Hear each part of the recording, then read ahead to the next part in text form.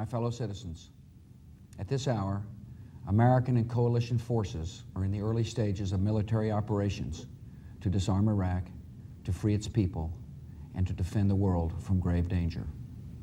On my orders, coalition forces have begun striking selected targets of military importance to undermine Saddam Hussein's ability to wage war.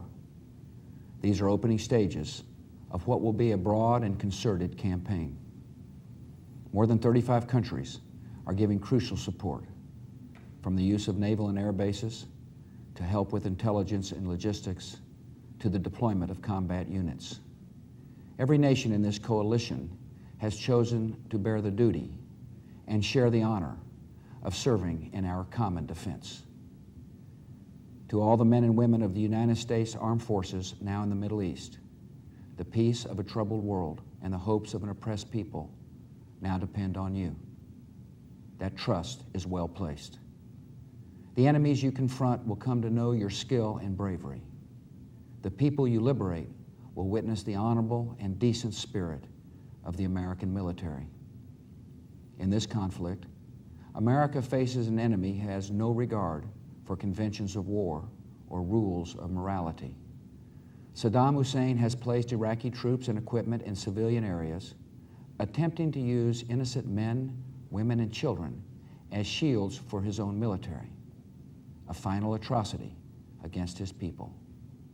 I want Americans and all the world to know that coalition forces will make every effort to spare innocent civilians from harm.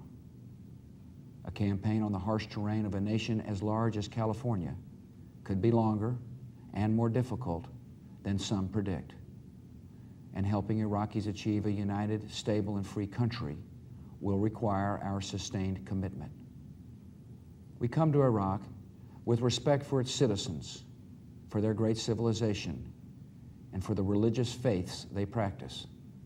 We have no ambition in Iraq except to remove a threat and restore control of that country to its own people. I know that the families of our military are praying that all those who serve will return safely and soon. Millions of Americans are praying with you for the safety of your loved ones and for the protection of the innocent. For your sacrifice, you have the gratitude and respect of the American people. And you can know that our forces will be coming home as soon as their work is done. Our nation enters this conflict reluctantly, yet our purpose is sure. The people of the United States and our friends and allies will not live at the mercy of an outlaw regime that threatens the peace with weapons of mass murder. We will meet that threat now with our Army, Air Force, Navy, Coast Guard, and Marines, so that we do not have to meet it later with armies of firefighters and police and doctors on the streets of our cities. Now that conflict has come, the only way to limit its duration is to apply decisive force.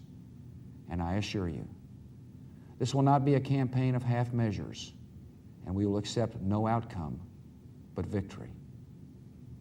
My fellow citizens, the dangers to our country and the world will be overcome.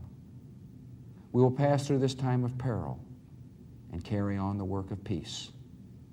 We will defend our freedom. We will bring freedom to others, and we will prevail. May God bless our country